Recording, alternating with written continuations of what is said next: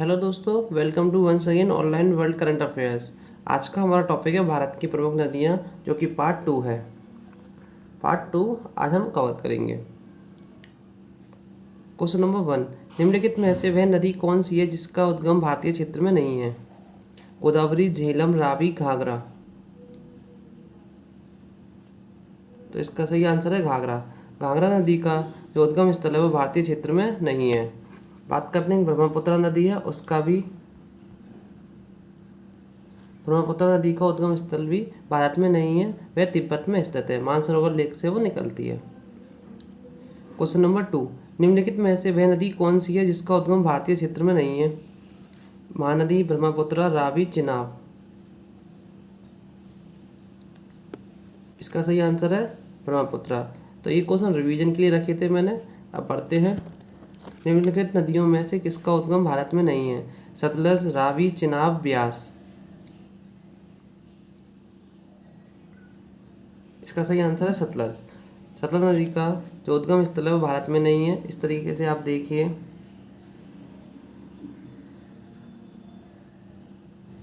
तो देखिए यहाँ पे ये वाला जो एरिया है ये तिब्बत वाला एरिया है। यहाँ पे मानसरोवर लेक है, तो इस तरीके से निकलती हैं सतलज। यहाँ से निकलती है सिंधु नदी आती है इस तरीके से, और आगे इसी में ये मिल जाती हैं। तो इसका उद्गम स्थल भारत में नहीं है। क्वेश्चन नंबर 4, निम्नलिखित में से नर्मदा नदी के संबंध में सभी सही हैं सिवाय। तो आपको बताना है कौन सा गलत है इसमें। ऑप्शन है, यह अमरकंटक के निकट से निकलती है। बी, इसके किनारे प्रसिद्ध महाकालेश्वर मंदिर है। सी, यह मार्बल रॉक्स के समूह के बीच से बहती है। डी, इस नदी पर प्रसिद्ध सरदार सरोवर बांध बनाया गया है। इसका सही आंसर है, यह इस किनारे प्रसिद्ध महाकालेश्वर मंदिर है, जो कि शिप्रा नदी के किनारे है, ना कि इसके नर्मदा नदी के किनारे। क्वेश्चन नंबर 5, निम्नलिखित में से कौन सी नदी कृष्ण नदी की सहायक नदी नहीं है? तुंगभद्रा, मालप्रभा, घाटप्रभा, अमरावती। इसका सही आंसर है अमरावती नदी है, जो कि कृष्णा नदी की सहायक नदी नहीं है। ऊपर की तीनों कृष्णा नदी की ये सहायक नदी हैं। क्वेश्चन नंबर 6, निम्नलिखित में से कौन सी नदी कच्छ के रण में समावित होती है? तो आपको बताना है कि इनमें से कौन सी नदी है जो कच्छ में जाकर खत्म हो जाती है। साबरमती, लूनी, बेतवा, इनमें से कोई नहीं। इसका सही आंसर है लूनी नदी, जो कि रन ऑफ कच्छ में जाकर खत्म हो जाती है। आप इस तरीके से देखेंगे तो ये देखिए, ये राजस्थान वाला पोर्शन है, तो ये राजस्थान रेगिस्तान है। राजस्थान तो लूनी नदी यहीं पे ही आती है, रन ऑफ कच्छ में जाकर ये समाप्त हो जाती है इस तरीके से। क्वेश्चन नंबर 7, गंगा की सहायक नदियाँ जो नीचे वर्णित हैं कौन उत्तर की ओर प्रभावित होती है?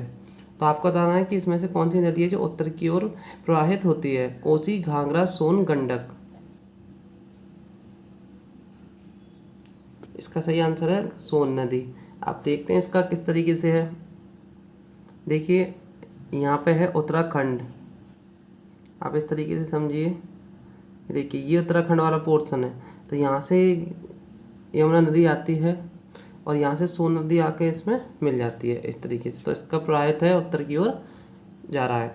भारत में डेल्टा बनाने वाली नदियाँ हैं गंगा, महानदी, नर्मदा, कृष्णा, गंगा, तापी, कावेरी, गंगा, महानदी, नर्मदा, तापी, कृष्णा। तो कल मैंने आपको बताया था जो इधर अरब सागर में जाके गिरेंगी वो डेल्टा नहीं बनाती हैं, और जो अरब सागर में जाके गिरेंगी तो वो डेल्टा बनाती हैं। तो आप इस तरीके से पता लगा सकते हैं। देखिए, नर्मदा जो कि इधर की तरफ है तो ये गलत है।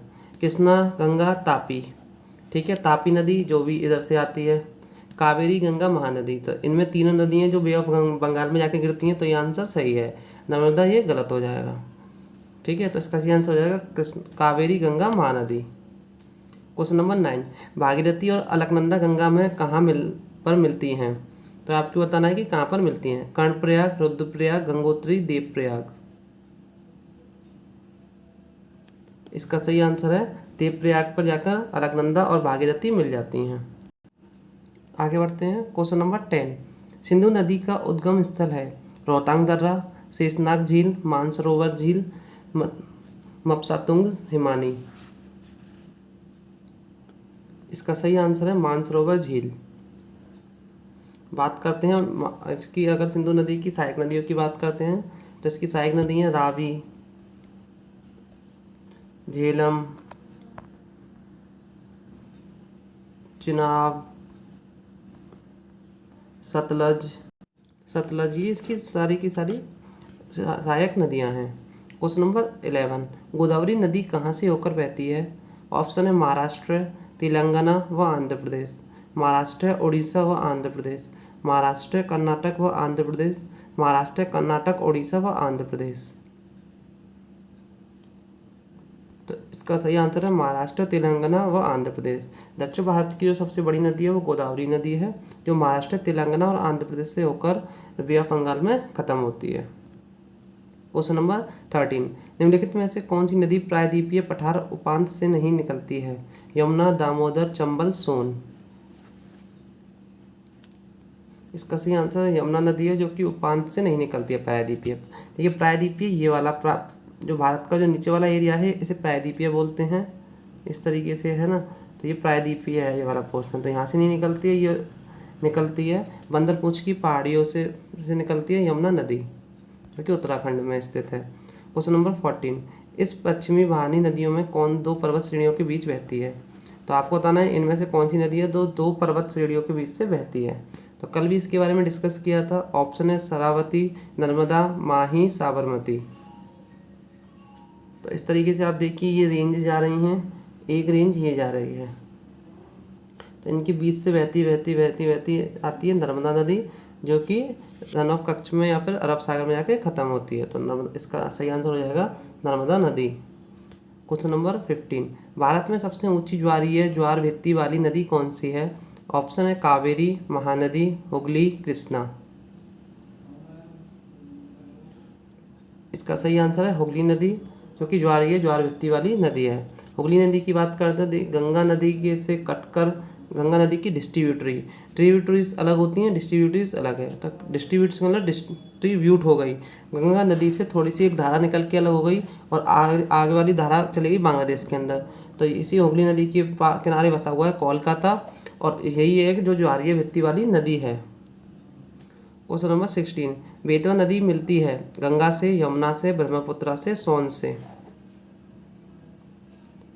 इसका सही आंसर है यमुना से। तो बेतवा नदी अगर यमुना से मिल रही है तो ये यमुना की सहायक नदी है, जो कि मेन 5 सहायक नदी हैं यमुना की।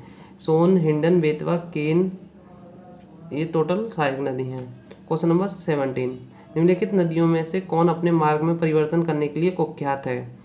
तो ऑप्शन है गंगा, कोसी, दामोदर, गोमती। पहले आप समझिए, अगर कोई भी नदी अपने मार्ग से परिवर्तन होगी तो क्या होगा कि वो तहस नहस पहुँच जाएगी, इस तरीके से बह रही है वो। लेकिन अगर वो उसने अपना एरिया बदल के अगर आगे की तरफ बढ़ेगी इस तरीके से, तो क्या होगा, वो विनाश का कारण बनेगी। तो वही नदी है कोसी नदी, जिसे बंगाल का शोक नाम से जाना जाता है। बंगाल का शोक नहीं, बिहार का शोक, बिहार का शोक। तो कोसी नदी को बिहार का शोक के नाम से भी जाना जाता है, जो कि बिहार में तबाही मचाती है। क्वेश्चन नंबर 18, भारत में सबसे बड़ा नदी मुख किस नदी के मुख पर है? गोदावरी, कृष्णा, भागीरथी, हुगली। इसका सही आंसर है हुगली नदी। तो सबसे बड़ा जो मुख है वो हुगली नदी पर ही स्थित है। क्वेश्चन नंबर 19, पंजाब के निर्माण में सबसे महत्वपूर्ण नदी कौन सी है? सतलज, ब्यास, झेलम, सिंधु। तो इसका सही आंसर है सिंधु नदी, जो कि पंजाब के निर्माण में सबसे ज़्यादा महत्वपूर्ण नदी है। क्वेश्चन नंबर 20, निम्नलिखित में से कौन सी नदी विंध्य तथा सतपुड़ा पर्वत श्रृंखला के मध्य से होकर गुजरती है? ऑप्शन है नर्मदा, ताप्ती, गंडक, गोदावरी। तो अभी हमने डिस्कस किया था कि 2 पर्वतमाला हैं, विंध्याचल और और ये सतपुड़ा। तो इन दोनों के बीच से बहती बहती बहती आती है नर्मदा नदी। तो सही आंसर है नर्मदा नदी। तो इस तरीके से क्वेश्चंस पूछे जाते हैं आपसे। अगर आपको वीडियो अच्छी लगे, अगर आपको क्वेश्चंस अच्छे लग रहे हो तो प्लीज़ वीडियो को एक लाइक ज़रूर करें और वीडियो को ज़्यादा से ज़्यादा शेयर करें। क्वेश्चन नंबर 21, भारत में यरलुंग जागबो नदी को किस नाम से जाना जाता है? ऑप्शन है गंगा, सिंधु, ब्रह्मपुत्र, महानदी। इसका सही आंसर है ब्रह्मपुत्र नदी, जो कि यंगलुंग जागबो नदी को इसको ब्रह्मपुत्र नदी से जाना जाता है भारत के अंदर, जो कि एंट्री करती है। आप इस तरीके से देख सकते हैं। तो ये भारत का पूर्वोत्तर राज्य है वाला पोर्शन है, तो इस तरीके से ब्रह्मपुत्र नदी आती है और इस तरीके से ही एंटर करती है, तो इस तरीके से बांग्लादेश में जाती है। ये थे टॉप 21 क्वेश्चंस। अगर आपको हमारी वीडियो अच्छी लगी तो वीडियो को लाइक करें, चैनल को सब्सक्राइब करें और वीडियो को ज़्यादा से ज़्यादा शेयर करें। हमारी नेक्स्ट वीडियो रात 8 बजे यूपी स्पेशल हिंदी की आती है, तो उसको देखना ना भूलें। वो आपके एग्ज़ाम में बहुत ज़्यादा महत्वपूर्ण है, उससे कई सारे क्वेश्चंस आपके एग्ज़ाम में देखने को मिलेंगे।